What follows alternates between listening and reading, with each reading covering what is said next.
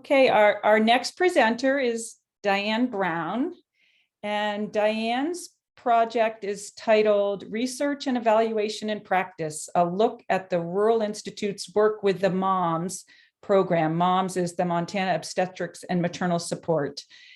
Diane's site mentor was Dr. Annie Glover. She's a senior research scientist at the Rural Institute for Inclusive Communities.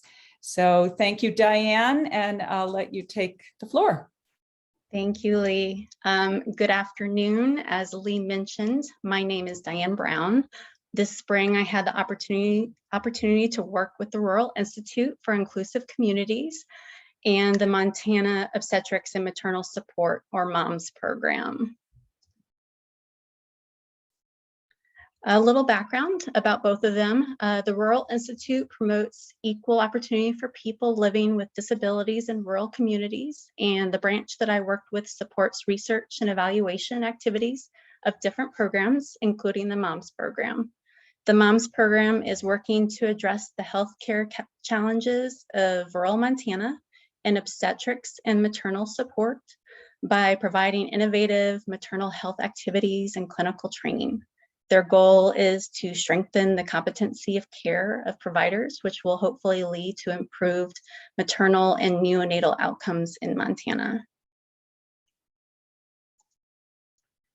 To support the Rural Institute's evaluation activities with the MOMS program, I worked on two different projects. A data brief of the Montana Perinatal Quality Collaborative, or MPQC's Obstetric Hemorrhage Patient Safety Bundle, and a report on emergency obstetric services in Montana. These two projects fill the public health competencies related to analyzing quantitative and qualitative data, interpreting the results for public health policy or practice, assessing population needs and capacities, especially as they relate to rural health or rural settings and widespread geographic dispersion. Starting with the data brief, first a little bit of background about the MPQC Obstetric Hemorrhage Bundle. The Alliance for Innovation on Maternal Health is a national quality improvement initiative on maternal safety. AIM supports health systems in the implementation of safety bundles, which are a structured way of improving care processes and patient outcomes through evidence-based practices. The Montana Perinatal Quality Collaborative, or MPQC, promotes maternal and infant health through collaboration and education. MPQC began implementation of the AIM Obstetric Hemorrhage Patient Safety Bundle in the fall of 2021 to address severe maternal morbidity and mortality from obstetric hemorrhage in Montana. Hospitals will participate in a 12-month collaborative model to improve their processes. Training with Obstetric Hemorrhage Bundle provides hospitals with skills, education, and tools that allow them to be ready, recognize, and respond skillfully to obstetric emergencies. Of the 26 birthing hospitals in Montana, 17 are participating in the Obstetric Hemorrhage Patient Safety Bundle. Currently enrolled hospitals submitted the first quarter data at the end of January 2022, and they were provided progress reports in February. Participating hospitals have shown progress since the beginning of the Obstetric Hemorrhage Patient Safety Bundle, and the data brief will be used as a marketing tool to encourage hospitals not already involved in the program to implement the Obstetric Hemorrhage Bundle or get involved with the Hypertension Bundle in the future when it begins. The data brief provides background about the program and the progress of the hospitals currently involved. And the data brief is generic and can be easily updated with current data as the program continues. My second project is a report on emergency obstetric services in Montana. Montana implemented the levels of care assessment tool, or locate, in late summer of 2021 to assess the levels of maternal and neonatal care in Montana. In the process of implementing locate, the MOMS program recognized that the assessment would not provide a comprehensive picture of Montana's perinatal care landscape, since it only included birthing hospitals. Last year, the Rural Institute adapted a survey developed by the University of Minnesota Rural Health Research Center on emergency obstetric services in rural hospitals in the United States. The survey was used to gather information on the hospital's capacity and preparedness for obstetric emergencies, and was comprised of components of the World Health Organization Emergency Obstetric Care Indicators and other measures of emergency obstetric capacity in rural hospitals that do not have obstetric units. My task was to create a report of these results, of the survey results.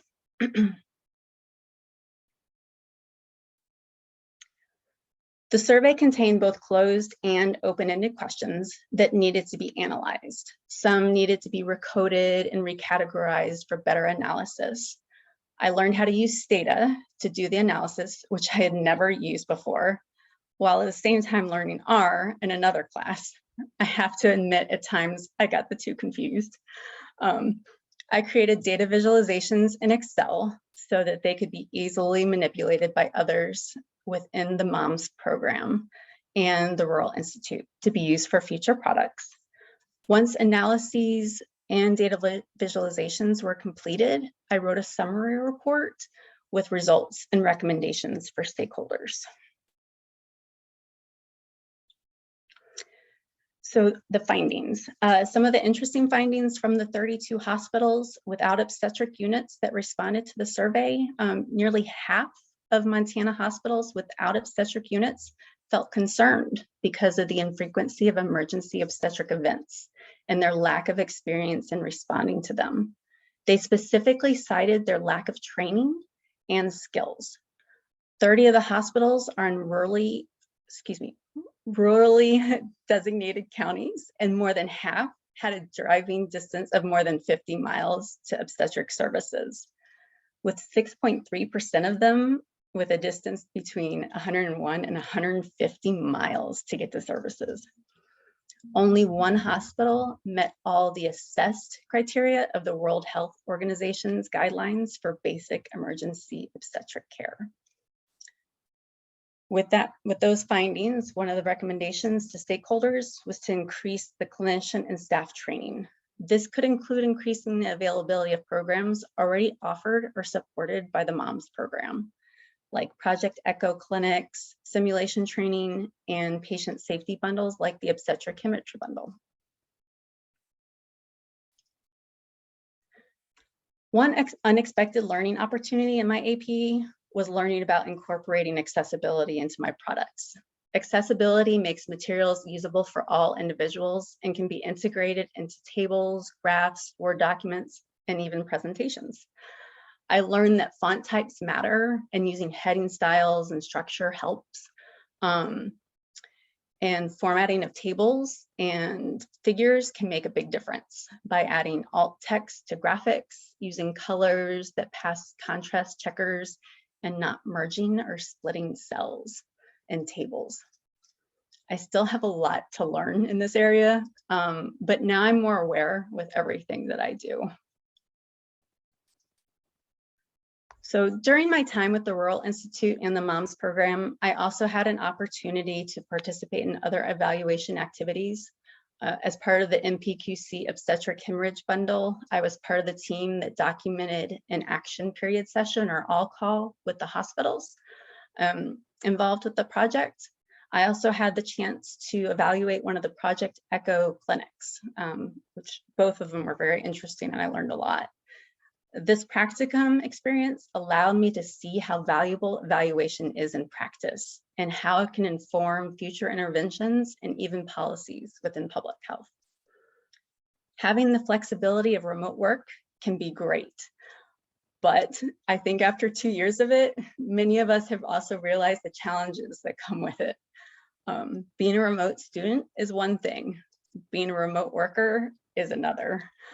Learning the dynamics of a team is important, but can also be challenging from a distance, especially over Zoom. Clear communication, expectations, teamwork, and flexibility are essential.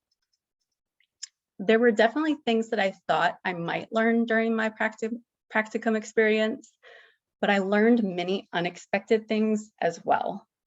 I'm looking forward to continuing my work with the Rural Institute and the MOMS program to see what's next. And I know that I'll continue to learn. Just a quick mention of my community service that I had the opportunity to do while I was actually in Montana last year, working on the M Trail and the Clark Fork River cleanup. I enjoyed it so much that I helped organize a similar river cleanup events with the Pub Club for this year, all the way from South Carolina.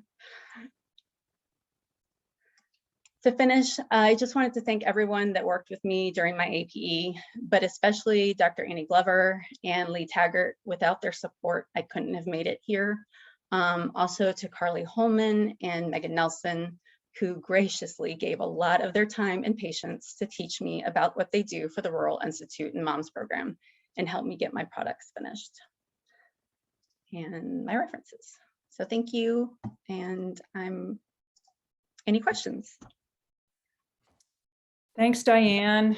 Great job. I had to laugh because when you were going over your learning and working remotely, my internet started saying unstable. So working remotely, I was appreciated that immensely. I had to laugh. So great job. And I just want to open it up and see if anybody has any questions or comments for Diane.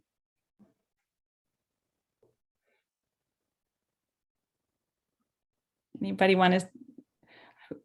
I will again just comment on how great and organized you were, Diane, and proactive on getting your APE going. And so I really appreciated working with you on this. And does anybody want to add any questions or comments? I wish that I had some hard-hitting question to stump you, Diane, but I just have a comment that it was an extraordinary pleasure to work with you, and thank you so much for your contributions to the project. I think that you made the project better with your contributions and with your teamwork, and so I just wanted to thank you, and we're really excited that you're going to continue working with the MOMS program. Thank you, Annie. Appreciate that. And Lee, thank you. Yeah. Anybody else have any questions or comments for Diane? I also want to say a big thank you to Diane for really working to revitalize the Pub Club. I think it's part of the work that and the enthusiasm and just what an amazing contribution you've been to our program, Diane. We've had some activities that wouldn't have happened for Pub Club if it hadn't been for you and Steffi and Shauna. So I think all of you guys have done an amazing job. With that, I think unless anybody else has something to add, I'll say thank you, Diane, and we're going to move to our final speaker.